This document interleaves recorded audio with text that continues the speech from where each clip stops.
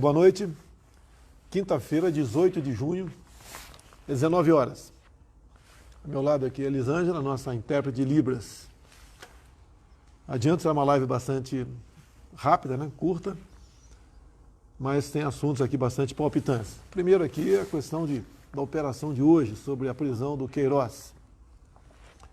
Deixo bem claro, não sou advogado do Queiroz e não estou envolvido nesse processo.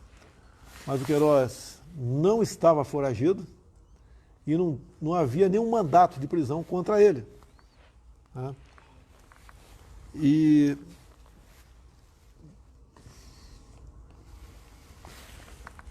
foi feita uma prisão espetaculosa. Né? Já deve estar no Rio de Janeiro, deve estar sendo assistido pelo advogado e a justiça aí siga o seu caminho. Mas parecia que estavam prendendo o maior bandido da face da terra. Mas que a justiça, eu digo, siga o teu caminho. Repito, não estava foragido e não tinha nenhum mandado de prisão contra ele. Né?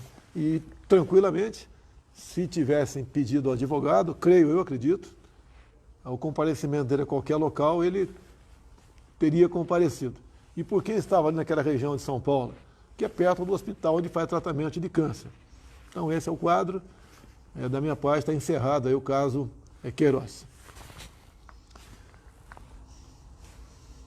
A outra coisa importante, um fake news, né, mais um. O G1, desde manhã, há uma operação de busca e apreensão na casa de uma funcionária do meu filho, o deputado Flávio Bolsonaro. Estariam fazendo uma busca e apreensão numa casa minha, em Bento Ribeiro. A imprensa dizia, né, o G1 dizia, e toda a imprensa quase replicou isso daí. Que essa casa constava no meu imposto de renda. Sim, na Rua Divisória 30, casa 15, consta no meu imposto de renda, e eu tenho quase 30 anos essa casa lá em Bento Ribeiro. E, obviamente, ao propagar essa notícia por várias horas, até que foi desmentido num pequeno rodapé ali do jornal, me vinculando ao caso Queiroz. Então, a má-fé da imprensa nesse caso. Né?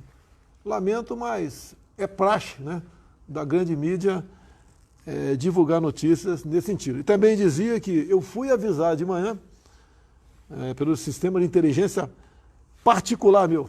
Tá? Como se diz, ao meu sentido particular, que eu tenho falado, amigos que eu tenho pelo Brasil todo que trocam informações comigo dos mais variados assuntos, em especial os que interessam para o nosso Brasil. Então, 2 fake news. A minha casa em Bento Ribeiro que está fechada, tem uma pessoa que toma conta lá, limpa, sai, etc. De vez em quando deve dormir lá também. Não foi a minha casa que sofreu aí busca e apreensão por parte da Polícia Civil do Rio e Ministério Público Estadual.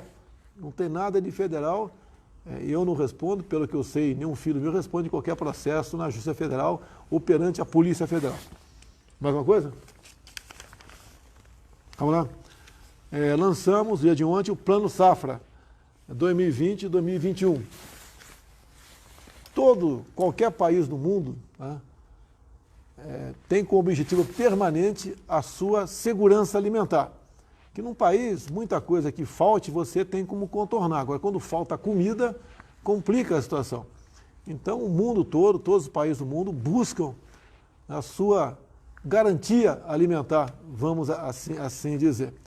E o Brasil produz alimentos para aproximadamente 1 bilhão de pessoas. Então, nós somos um gigante na exportação de alimentos para o mundo.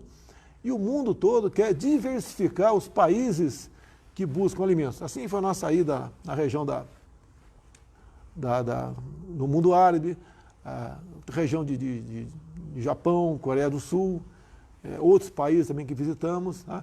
Todos os países querem negócio conosco, né? E nós somos uma potência na questão aí dos commodities, o agronegócio em especial. E a Tereza Cristina, nossa ministra, é uma gigante nessa área. São acordos muito bons que firmamos no passado e, obviamente, o interesse também da economia em investir no agronegócio nosso é muito grande, porque tem um retorno praticamente garantido, porque o mundo não deixa de se alimentar.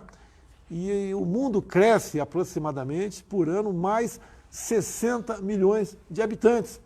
Então é sempre uma busca crescente de alimentos. Se eu não me engano, o mundo está chegando na casa dos 8 bilhões de habitantes. 8 bilhões.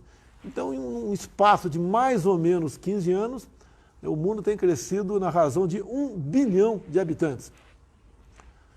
Então é um número assustador, tá certo? E a indústria de alimentos, né, a agropecuária visada no mundo todo. Tá? E no meu pronunciamento de ontem, até eu apanhei da imprensa, né, tudo que se fala de passado como se diz aqui, não é democrático. Então eu citei que a nossa agricultura cresceu em muito a partir de 72, quando foi criada a Embrapa. Eu falei, né, cometi o erro grave, que falei que o presidente em 72 era Emílio Garrastazu Médici. Tá? Assim como um tempo atrás eu falei da Zona Franca de Manaus, foi criado no governo Castelo Branco. E também o nosso mar territorial, que passou de 12 milhas para 200 milhas, se não me engano, nos anos 70, no governo Emílio Garrastazu Médici. Então, quando se fala em período militar, sempre tem crítica. Você tem que falar as coisas que não foram muito boas que aconteceram nesse período, que em qualquer regime acontece coisas que não são boas. Tá? Agora, parece que você tem que esconder as coisas boas. Eu não escondo, eu falo com naturalidade, isso é história, nada mais do que história, e vem a crítica. Então, parabéns ao governo se eu não me engano, meu Deus do céu, esqueci o nome do ministro da Agricultura, na época fugiu o nome dele aqui, depois veio o Alisson Paulinelli, tá? Mas que teve essa ideia de criar a Embrapa e mais ainda mandar jovens da cidade e do campo para estudar a agricultura fora do Brasil. Aprenderam muito, voltaram para cá e superaram os seus mestres. E tanto é que o Brasil vem ano após ano batendo recorde na sua produção agrícola. E mais ainda, dizer que o homem do campo não ficou em casa. Esse vai para casa, você viu o pessoal das cidades, que todos nós sabemos, né? Se as cidades um dia morrerem, tá, e o campo sobreviverem, o pessoal do campo sobreviver, as cidades ressurgirão. Agora, o contrário, né? Se o campo morrer e deixar a cidade viva apenas, essa vai morrer também. Então, o homem do campo e a mulher também não deixaram de produzir, trabalharam. A questão do vírus não chegou com essa magnitude como chegou em alguns grandes centros do Brasil. Nós lamentamos as mortes, sim. Desde o começo lá atrás eu vinha dizendo que tínhamos que nos preocupar com a vida, sim, combater o vírus, mas não poderíamos esquecer a questão da economia. E nós sabemos do problema que temos agora nos grandes centros urbanos, com o desemprego, que cresceu aí, está batendo na porta de todo mundo, as consequências do desemprego. E esse desemprego só não é maior porque o nosso governo fez várias medidas de proteção especial aos pequenos e microempresários, garantindo, então, parte do pagamento desses trabalhadores nessa empresa para continuar assim empregados. Tá certo? Bem como outras medidas também. Nós descobrimos aqui que nós chamamos de invisíveis. Aquelas pessoas que ninguém sabia que existiam. Num primeiro momento, tínhamos 38 milhões de informais. E descobrimos que esse número de informais, ou chamamos de invisíveis, está na casa de 50 milhões de pessoas, um número enorme. Tá? Nós aqui, a cada pagamento emergencial, que varia de R$600 ou R$1.200, que algumas categorias têm direito ao dobro, equivale para o Brasil gasta, né? Você gasta, você que paga imposto, não sou eu, somos nós todos, aproximadamente 50 bilhões de reais por mês. Então, cada pagamento do auxílio emergencial são 50 bilhões de reais que nós gastamos. Vale lembrar que em um ano de Bolsa Família está na casa de 35 bilhões. Então, as 13 prestações, né, do Bolsa Família são menores que uma só prestação, um mês, do auxílio emergencial.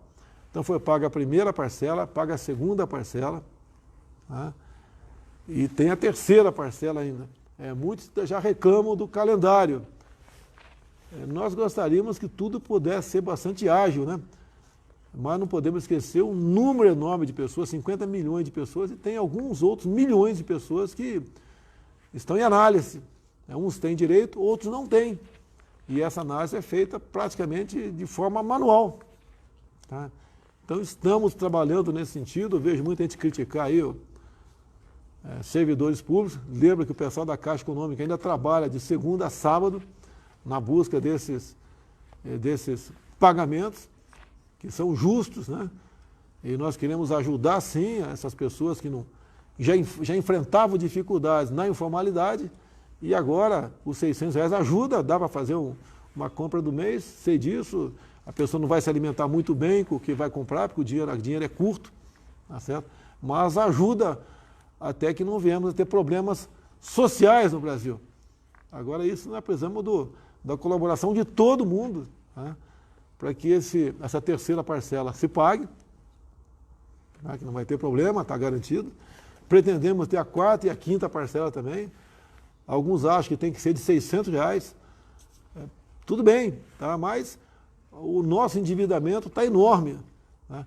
Um dia de ontem nós baixamos a taxa Selic. Nós não, né? O Banco Central, que eu fico sabendo só depois que acaba a reunião do Copom, foi para, se não me engano, 2,15%. Tá? Nunca se sonhava no Brasil ter uma taxa Selic com esse percentual. Eu lembro lá atrás, a Constituição de 88 fixou no máximo 12% a taxa Selic, depois, por emenda da Constituição, retirou-se isso fora e chegou-se em outros governos a 50%, 60% a taxa Selic. Dá para imaginar o tamanho do endividamento do Brasil em cima da taxa de juros, porque se costumava naquela época, né, combater aí a inflação, o aumento do dólar, simplesmente aumentando a taxa de juros, uma coisa era quase que automática, né? E problemas tivemos. Repito aqui, não entendo quase nada de economia. A economia, apesar dos problemas que o mundo enfrenta, e o Brasil também, vai indo muito bem sob a direção de Paulo Guedes, de Roberto Campos, do Banco Central, do Pedro na Caixa Econômica, do Rubem no Banco do Brasil. Tá? Fazemos o possível no tocante a isso, porque se a economia desajustar, todo mundo sofre. E quando se cria inflação, essa inflação atinge em especial os mais humildes. Então a questão dessas quarta e quinta parcela, aí eu vejo gente do parlamento com justiça, disse, não, tem que ser mais duas parcelas de 600. Tudo bem, mas vai desequilibrar para o lado de cá. Se nós aqui desajustarmos a nossa economia, todo mundo vai pagar uma conta muito mais alta. O que a gente apela para os senhores governadores e prefeitos que busquem aí uma abertura do comércio de forma racional, responsável, todo mundo tem responsabilidade, mas o Brasil não aguenta mais o fique em casa. O homem do campo não ficou em casa. A nossa querida OMS, Organização Mundial de Saúde, fica o tempo todo num vai e vem, né? A máscara protege, não protege, a quarentena aí, fique todo mundo em casa, é bom, agora não é bom. A questão de hidroxicloroquina, não vamos mais sugerir, orientar, fazer pesquisas com hidroxicloroquina, depois volta atrás. Depois vem na questão dos assintomáticos, que raramente transmite o vírus, depois, 24 horas depois, mudou de ideia completamente. A nossa OMS está deixando muito a desejar nessa área. Fala tanto em foco, em ciência, o que, com todo respeito, que menos tem de ciência é a nossa OMS. Né? Parece que não acerta nada, fica num vai e vem o tempo todo. Parece que alguém toma uma decisão, fala alguma coisa e, de repente, alguém que manda lá, que parece que é isso, né? Olha, desminta isso aí que não está pegando bem para a gente. E assim está sendo feito. Deixo bem claro mais uma vez. O Supremo Tribunal Federal decidiu que prefeitos e governadores que deviam conduzir a política de combate ao vírus. Eu, como presidente da República, coube apenas o quê? Mandar dinheiro para estados e municípios. Praticamente quase nada além disso. Né? lamento a quantidade de mortes que estamos tendo. A questão dos números deixa muita gente em dúvida ainda. Morreu de Covid-19 ou com Covid-19. Temos declarações de diretores de hospitais dizendo que 40% do que entrou lá no óbito lá como Covid-19, 40% não eram de Covid-19. Isso é muito triste, porque os números, né, dessa forma, não traduzem muitas vezes as políticas que os governadores e prefeitos têm que adotar na ponta da linha. Chegam muitas informações desencontradas, mudamos a forma de contar, de acertar essa tabela. Ninguém tentou maquiar números, como maldosamente uma grande rede de televisão aí anunciou, que maquiar números, esconder números. Ninguém quer esconder números, muito pelo contrário.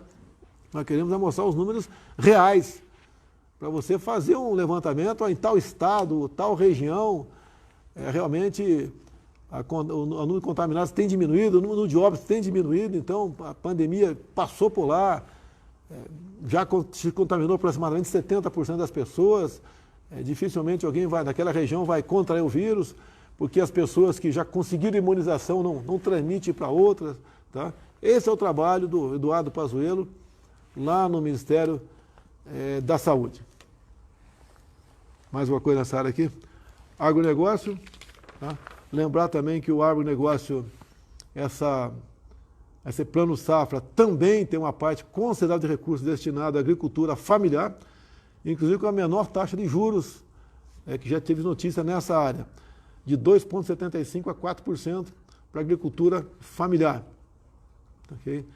O montante previsto para o plano safra desse ano é maior que do ano passado. A previsão também de batermos um recorde de produção de grãos no Brasil.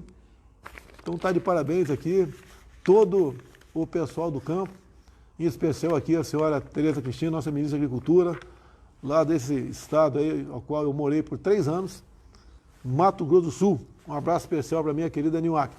Sai um pouquinho da frente, só um pouquinho só aqui. Facebook, 83 mil pessoas. YouTube, 33 mil pessoas. Pingo nos Ida Jovem Pan, 90 mil pessoas. Como vai acabar um pouco mais cedo, eu peço ao pessoal aí que, quando acabar a gente, vai lá na Jovem Pan. Vamos lá, o Augusto Nunes, Zé Maria, eu sempre esqueço o Fiuza, eu esqueço o outro nome também. Hein? Vitor, desculpa aí, Vitor Brau, desculpa aí, falta de familiaridade aí. Felipe Melo mandou um abraço. Felipe Melo, tá assistindo o Felipe Melo? Felipe Melo, muito obrigado pelo abraço. Você estava ontem, que nós assinamos, vou falar aqui agora, a medida provisória do futebol. Tá? Tínhamos o time do Flamengo, a diretoria do Flamengo sempre entrava em contato conosco, queria mudar alguma coisa para salvar o futebol, porque os times pequenos, o Felipe Melo sabe muito disso aí, não tem como sobreviver, diferente do Palmeiras, do Felipe, do Flamengo, do Grêmio, do Inter, né? Vasco, tá certo? Tem tantos outros. Fica difícil, tem como sobreviver, tem uma maneira, tem uma renda extra, tem outros programas, outras fontes de renda. Agora o time pequeno não tem. Então nós assinamos ontem a medida provisória 984 de 2000, MP do futebol. O que acontece? Flexibiliza contrato dos clubes com jogadores de futebol durante a pandemia. Então os contratos era permitido para ele de no mínimo 90 dias. E o Campeonato Carioca, por exemplo, que você recomeça hoje, né? O Bangu e Flamengo. Flamengo e Bangu. Tem que ver bem a questão de mando de campo, né? Bangu e Flamengo hoje era por no mínimo 90 dias. E agora passou por no mínimo 30 dias. Então acaba em 30 dias. Então os times têm como fazer um contrato de 30 dias. Se fizer de 90, não teria como pagar mais 2 meses de salário, porque acabando o Campeonato Carioca, os campeonatos regionais, né? Mesmo de São Paulo, que é com toda certeza, um dos campeonatos com mais recursos, também tem dificuldade. Tá certo? Então isso aí vai permitir que os clubes contratem por até 30 dias entre jogadores. Tinha vi uma fotografia do Rio de Janeiro, não sei qual time que estava vendendo banana na feira. Tá certo? Então a gente vai permitir o pessoal fazer esse contrato e jogar o futebolzinho ali. Essa nova regra de contrato vale até 31 de dezembro. Tá certo? Onde vai durar então aquela que nós chamamos de estado de calamidade. Né? Depois de 31 de dezembro, volta a valer o contrato 1.090 dias. Se Deus quiser dando tudo certo até lá, o pessoal tem como se reorganizar para o campeonato aí do ano que vem. Então estava aqui, o Felipe estava presente, botei um broche ali do Flamengo, o Felipe olhou meio torto para mim, que ele sabe que eu sou porco, né? Eu sou palmeirense, mas eu falei, olha, estou prestigiando o Flamengo, dado a diretoria que tem nos procurado para buscar a solução para esse caso, juntamente com o Marcelo aí, que é nosso secretário de esporte.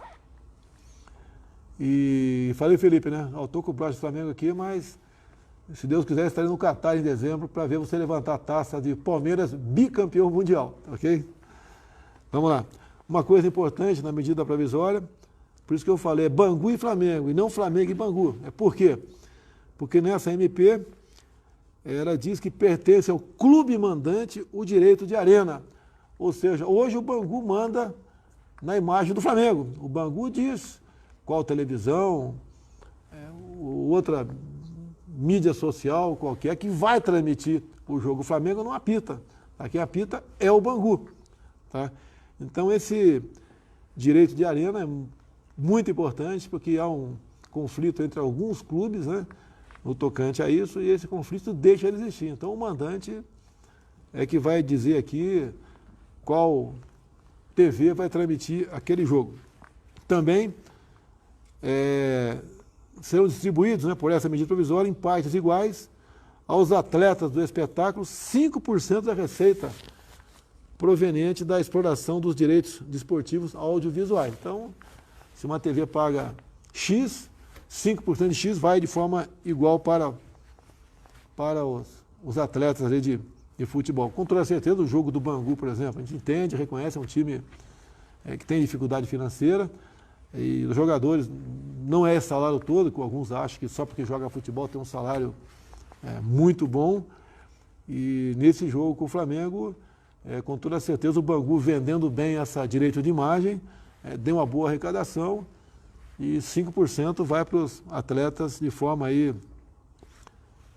igual, equânime, né? Democrática. Então, isso é muito bem-vindo. Ontem também, para encerrar, eu postei uma matéria no Facebook, foi muito criticado. Né?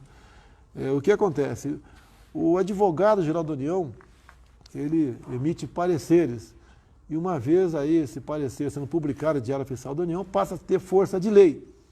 E ficou aí no limbo, por ocasião da reforma da Previdência, os policiais federais, os policiais rodoviários federais, os policiais civis e a Polícia Penal, no tocante à paridade e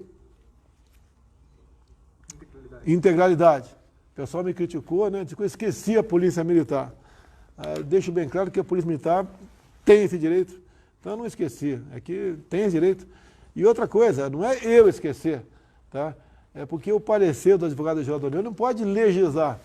Ele interpreta a lei, julgados, súmulas, etc., interpreta tudo e dá seu parecer. E ele é que decide ali com o seu parecer, não sou eu que decido. Tá? É o advogado-geral da União. Esse trabalho começou com, então, o advogado ali, o André Mendonça, e terminou com o José Levi. Então, nós assinamos, eu assino, né? Logicamente, o advogado-geral da União assinou também, que o trabalho foi dele, baseado na legislação. E então, este pessoal, né, policial federal, policial rodoviário federal, policial civil e policial penal, ao se aposentar, vão ter integralidade e paridade, exemplo dos demais servidores. Então, quem me criticou, que eu esqueci o policial militar, ele já tem esse direito. Mais alguma coisa aí? Mais alguma coisa? Pode ser? Pessoal, muito obrigado aí. Agradecer aqui a Jovem Pan, tá? Jovem Pan News, 23 mil. Pingo nos Is, 90 mil. YouTube nosso, 36 mil. Vê se tem mais gente aí. Vê se tem mais gente para a gente prestigiar aí, porque... Foco do Brasil, 12 mil. Então o pessoal que está acabando aqui agora, vá para umas dessas rádios aí, ou rádio, ou canais, e veja os comentários que teremos a seguir aí, tá ok? Muito obrigado a todos. Augusto Nunes, um abraço, muito obrigado pelo prestígio. Zé Maria, me ajuda aí. Fiuza. Vitor Brau. Um abraço a todo mundo. Até quinta-feira que vem, se Deus quiser. Até lá.